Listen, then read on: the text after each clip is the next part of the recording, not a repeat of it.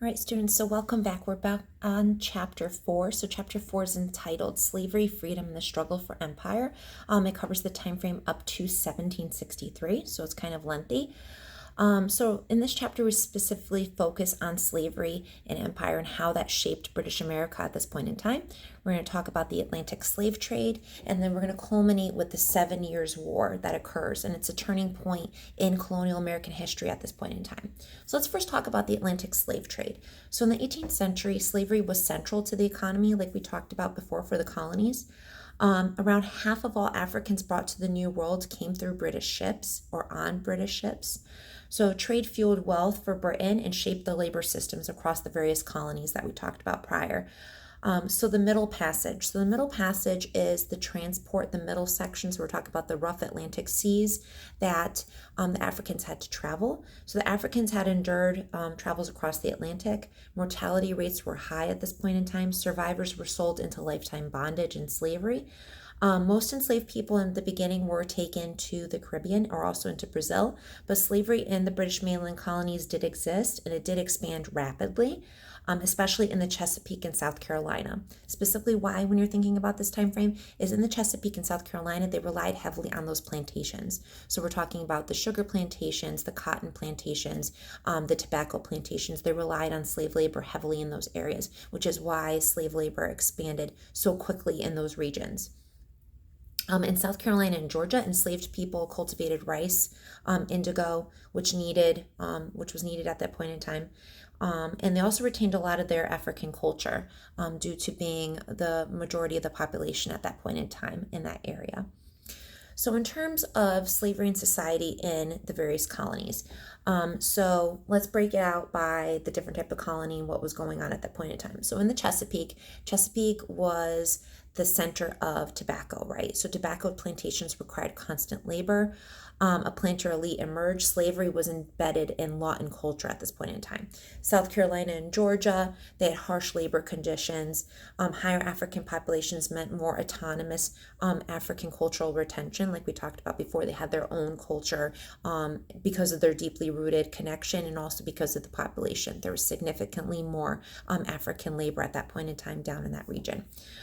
In the North, slavery was smaller in scale. It did exist in cities like New York and Boston that required a lot of labor, but most of the enslaved people in the North, specifically in New England and the port cities and the like, they were basically dock workers. Sometimes they could be domestic servants, artisans. They didn't have to do that strenuous labor as they did in the southern states.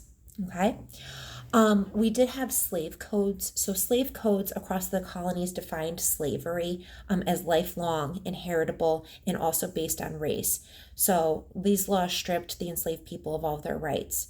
And it kind of entrenched at this point in time white supremacy as the colonist, as social order in this point in time. Okay. In terms of the colonials and the colonial elite, as we go through. So freedom for white colonists is going to be different than that of slaves, right? So freedom for the colonists meant that they wanted freedom specifically from England, right? So it's going to be very focused on government. So republicanism was one of the ways that they could get freedom. So republicanism emphasized participation in public life. They were very suspicious of having concentrated power, specifically through wealthy elite that had connections to England. They also focused on liberalism. So John Locke is mentioned. John Locke focused on a lot of natural rights. So life, liberty, property, pursuit of happiness, right?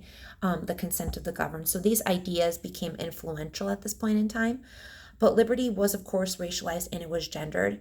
Even though freedom and slavery coexisted at this point in time, one depended on the other. So, of course, the colonists still were very dependent on slaves, but also the colonists did want their own freedoms too, ideally from England. Okay.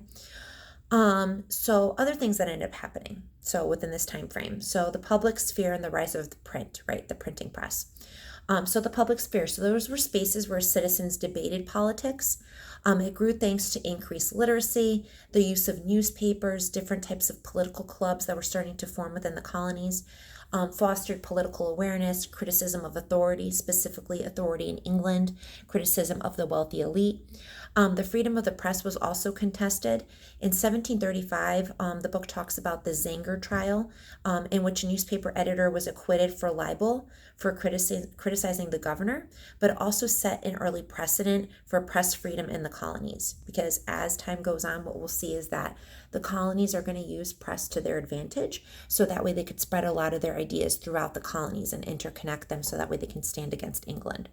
Okay? Between the 1730s and 1740s, it was also a period known as the First Great Awakening.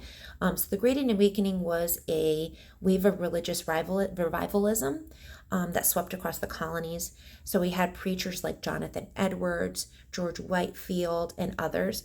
So they emphasized personal conversion, having emotions over rituals, the idea of a personal relationship with God. So once again, like a revamp of their connection to religion at this point in time. The Great Awakening also challenged established churches, encouraged new denominations to form throughout England and throughout the new colonies, even promoted spiritual equality as well.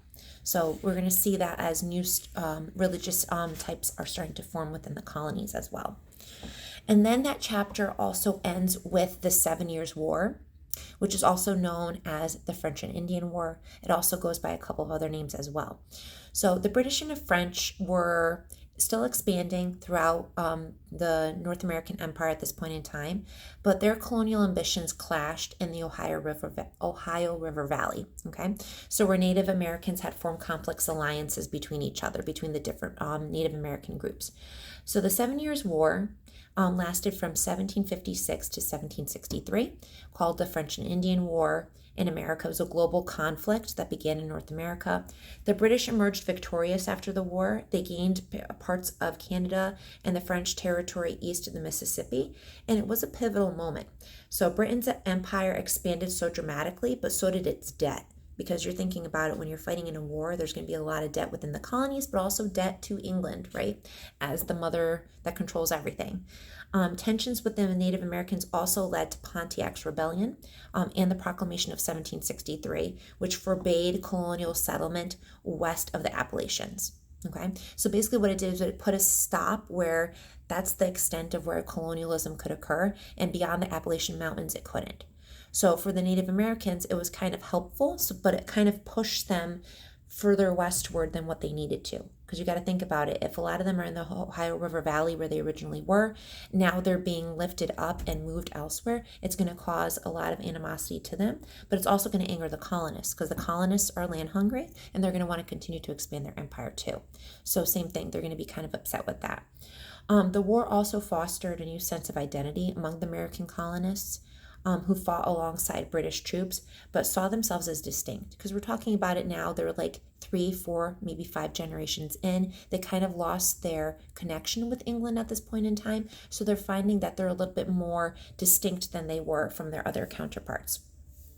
But when you think about it, slavery is important at this point in time. We're talking about the various rebellions and, of course, the 7 Years' War. So I'll see you when we go into the next chapter, which is chapter 5.